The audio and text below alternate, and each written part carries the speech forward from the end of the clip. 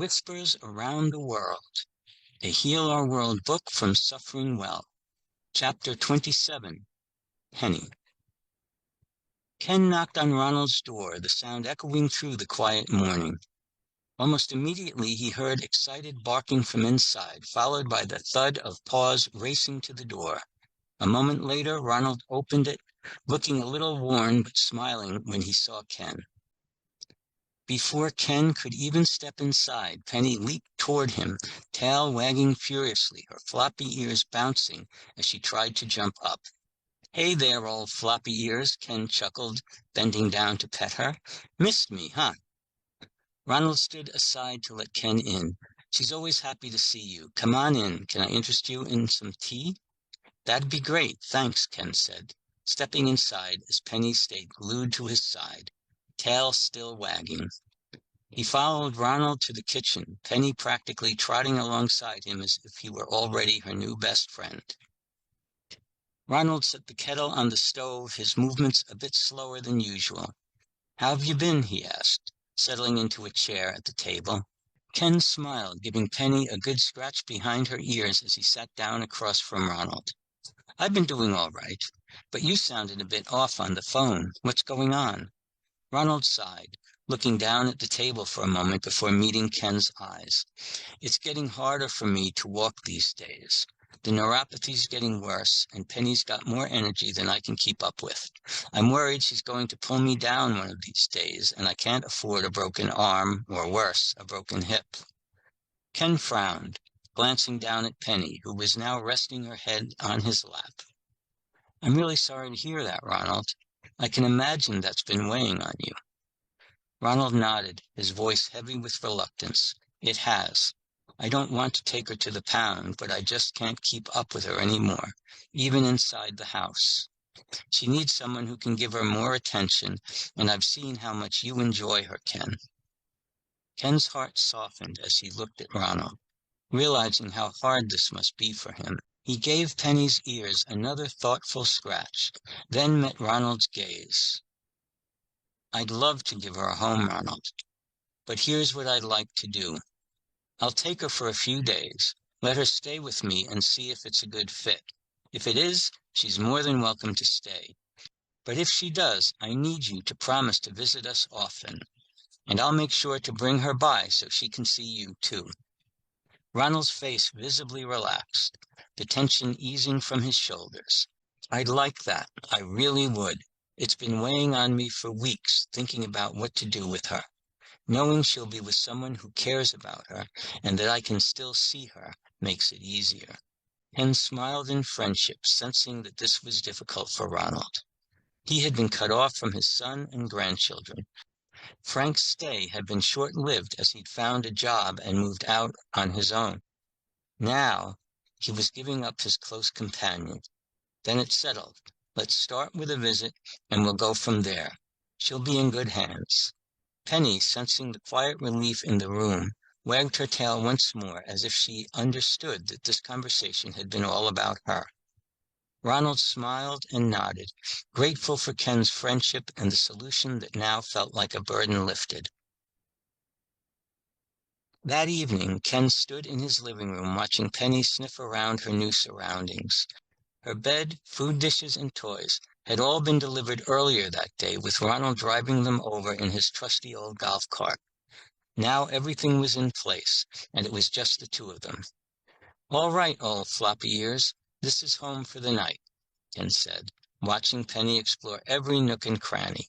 She had already circled the kitchen twice, sniffed under the couch, and was now investigating the corner where her bed now sat, as if trying to figure out if it would meet her standards.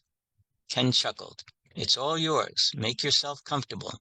Penny looked up at him, tail wagging, then padded over to her bed.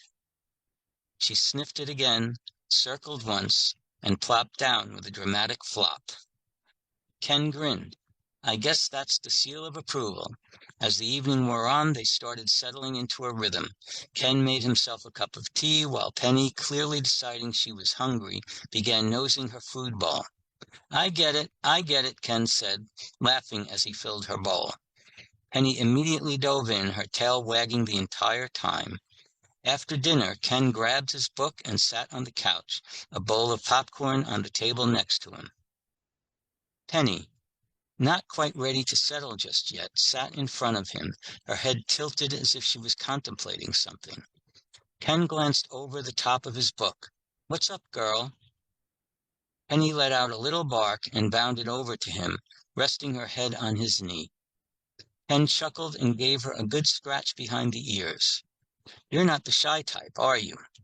He handed her a piece of popcorn, which she finished with one gulp. "You didn't even let it pause in your mouth." Penny, evidently pleased with the attention, wagged her tail furiously and then jumped up beside him.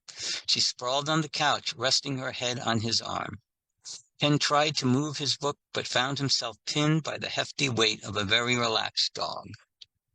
"Looks like I'm stuck," he muttered, with a grin, shifting pointedly to accommodate Penny. "Not quite how I pictured my evening, but I suppose you'll make a decent reading buddy." The two of them stayed like that for a while, Penny stretched out on the couch, content with her new human, and Ken smiling softly as he scratched her head between reading paragraphs. The quiet moments were interrupted occasionally by Penny rolling onto her back, demanding belly rubs, which Ken obliged with a laugh. As the night drew to a close, Ken got up to turn off the lights, Penny following closely behind him, her nails clicking on the hardwood floor. "Bedtime, girl," he said, motioning toward her bed. Penny glanced at it, then at Ken, before hopping back onto the couch. Ken shook his head, chuckling. "I see how it is. All right, but don't hog the whole thing." Penny settled herself on the couch as if it were a throne, clearly ready to make herself at home. Ken, standing there with his hands on his hips, sighed with a smile.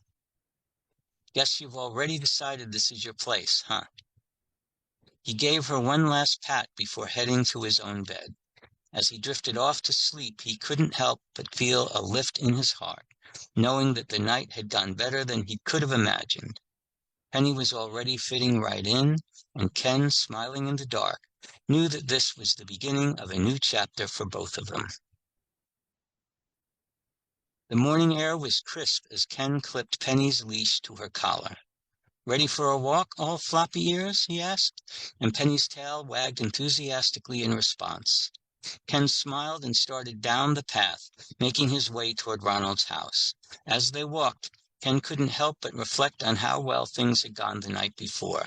Penny had made herself right at home, and though they were still getting used to each other, it already felt like they were a good match.